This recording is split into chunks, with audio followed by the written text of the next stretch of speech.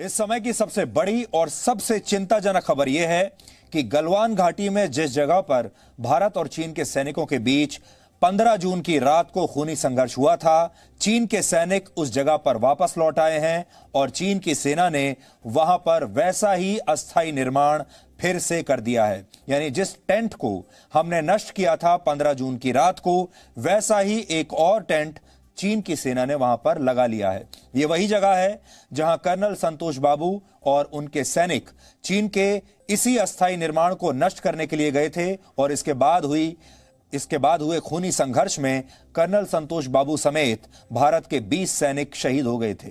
यह खबर इसलिए भी चिंताजनक है क्योंकि 2 दिन पहले ही दोनों देशों के बीच कमांडर स्तर की बातचीत में चीन ने इस जगह से पीछे हटने का वादा किया था, डी-एस्केलेशन का वादा किया था और यह तय हुआ था कि दोनों ही देश की जो सेनाएं हैं वो पीछे हटेंगी धीरे धीरे। लेकिन चीन अपने इस वादे पर 24 घंटे भी टिक नहीं पाया। चीन का दिया हुआ वचन और चीन में बना हुआ सामान दोनों ही बहुत कच्चे होते हैं और इनके लंबा चलने की कोई गारंटी नहीं होती। चीन के इसी धोखे की वजह से दोनों देशों के बीच एक बार फिर से टकराव की नई स्थिति पैदा हो गई है। इसलिए इस खबर को पूरे देश को बहुत गंभीरता से लेना होगा। यह टकराव की नई स्थिति पैदा हो गई है और इसका मतलब यह है कि चीन अब भी अपनी हरकतों से बाज नहीं आया है। इसलिए आज आपको गलवान घाटी की वो सैटेलाइट तस्वीरें हम दिखाएंगे जिन तस्वीरों ने चीन की पोल पूरी दुनिया के सामने खोल दी है। आज हमारे पास इसी जगह की कुछ सैटेलाइट तस्वीरें हैं और यहां से आपको सब कुछ साफ साफ नजर आएगा। आप इस वक्त जो सैटेलाइट तस्वीरें देख रहे हैं, यह गलवान घाटी में उसी जगह की तस्वीर है जो LAC पर भारतीय सेना के पेट्रोलिंग पॉइंट 14 के बहुत करीब है, जिसे PP14 कहते हैं। और यहीं पर इसी जगह पर 15 जून की रात भारत और चीन के सैनिकों के बीच खूनी संघर्ष हुआ था। आपकी स्क्रीन पर आप देख सकते हैं, यह सैटेलाइट द्वारा ली गई तस्वीरें हैं जो जी न्यूज को मिली हैं। यह लड़ाई तब हुई थी जब भारत की सेना पेट्रोलिंग पॉइंट पर यहां मौजूद चीन के अस्थायी निर्माण को नष्ट करने के लिए पहुंची थी और सेना ने उसे नष्ट कर भी दिया था। ठीक उसी जगह पर अब चीन की सेना ने दोबारा से वैसा ही अस्थायी निर्माण कर लिया है और इस बार चीन ने यह सब कुछ बड़े पैमाने पर किया है। इन सैटेलाइट तस्वीरों में आप देख पा रहे हैं कैसे चीन पेट्रोलिंग पॉइंट 14 के आसपास के इलाकों में दीवारें खड़ी करके कई स्थायी निर्माण भी कर रहा है। यानी अस्थायी निर्माण तो हमने तोड़ दिया था, लेकिन चीन ने कई जगहों पर स्थायी निर्माण भी कर लिया है, परमानेंट स्ट्रक्चर्स बना लिए हैं।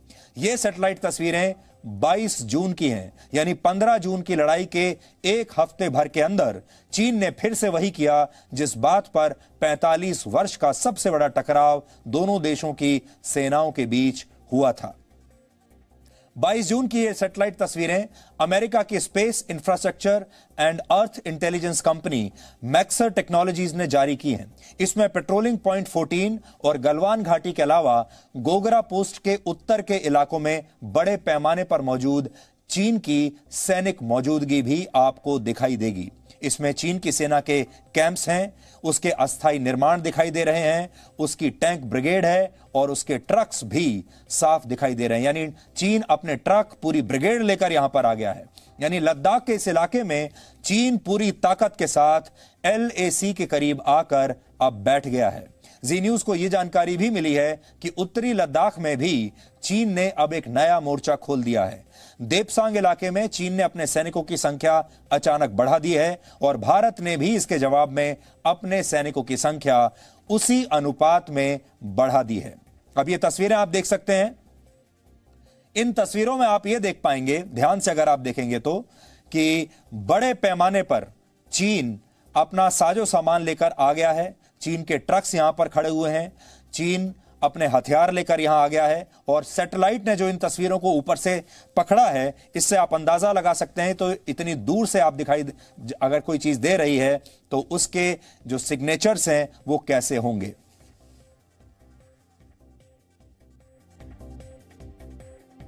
अब हम आपको गलवान घाटी में पेट्रोलिंग पॉइंट 14 के करीब 22 मई और 16 जून की सैटेलाइट तस्वीरें भी दिखा रहे हैं।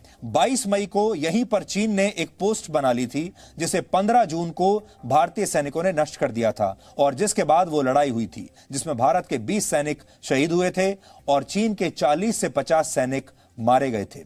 22 मई को इस चाइनीज पोस्ट की तस्वीर और 16 जून को इस पोस्ट के मलबे की तस्वीर अब आप साफ साफ देख सकते हैं। देखिए, एक 22 मई की तस्वीर है जो आपके स्क्रीन पर एक तरफ है।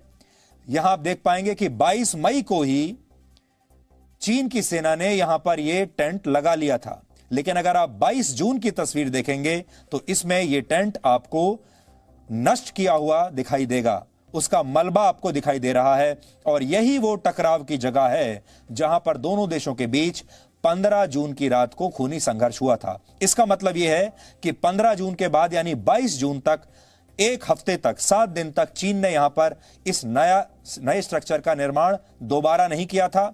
लेकिन आज खबर यह आई है 2 दिन के अंदर ही, 22 जून तक कुछ नहीं था, लेकिन अब 24 जून को खबर यह आई है कि चीन ने वैसा ही एक और टेंट वहां पर बना लिया है, उसे वहां पर लगा दिया है। अब 22 जून को जो सैटेलाइट तस्वीरें आई हैं उससे एक बात बिल्कुल साफ है कि चीन किसी की भी बात मानने के लिए तैयार नहीं है और जो कुछ भी वादा वो हमसे कर रहा है वो सब झूठ है। इसमें महत्वपूर्ण बात यह भी है कि ये उसी दिन की तस्वीरें हैं जिस दिन भारत और चीन के बीच कोर कमांडर स्तर की दूसरी बातचीत हो रही थी और यह बातचीत करने के लिए खुद चीन ने भारत से कहा था। यह चीन की पहल पर बातचीत हो रही थी, लेकिन चीन पर कैसे विश्वास किया जाए, क्योंकि एक तरफ तो उसकी सेना के कमांडर बातचीत कर रहे हैं और दूसरी तरफ टकराव की जगह पर चीन फिर से अपनी ताकत बढ़ाने में जुटा हुआ है। और इसीलिए हम बार बार कहते हैं कि चीन का वचन और चीन का बना हुआ सामान दोनों ही बड़े कच्चे होते हैं, उनकी कोई गारंटी नहीं है। इसलिए आप भी अब दोबारा कभी चीन का बना हुआ कोई सामान खरीदें तो पहले ध्यान रखिएगा कि उस सामान की कोई गारंटी नहीं है, वो उतना ही कच्चा है जितना चीन का दिया हुआ वचन कच्चा होता है। चीन अपने वादे पर टिकने वाला बिल्कुल नहीं है, इसलिए भारत ने भी चीन को जवाब देने की पूरी तैयारी कर ली है और इसीलिए भारतीय सेना के प्रमुख जनरल मनोज मुकुंद नरवणे 2 दिन से लद्दाख में हैं। कल वो लेह में गलवान घाटी के घायल सैनिकों से मिले थे। उन्होंने अपने कोर कमांडर से बातचीत की और ग्राउंड जीरो के बारे में पूरी जानकारी ली थी। आज वो पूर्वी लद्दाख में स्थित कई फॉरवर्ड पोस्ट पर गए और उन्होंने अपने सैनिकों का मनोबल बढ़ाया। हम आपको वहीं की तस्वीरें आज दिखा रहे हैं। उन्होंने उन सैनिकों को सम्मानित किया जिन्होंने गलवान घाटी में चीन की सेना का डटकर मुकाबला किया था और चीन के सैनिकों को अपमानित किया था।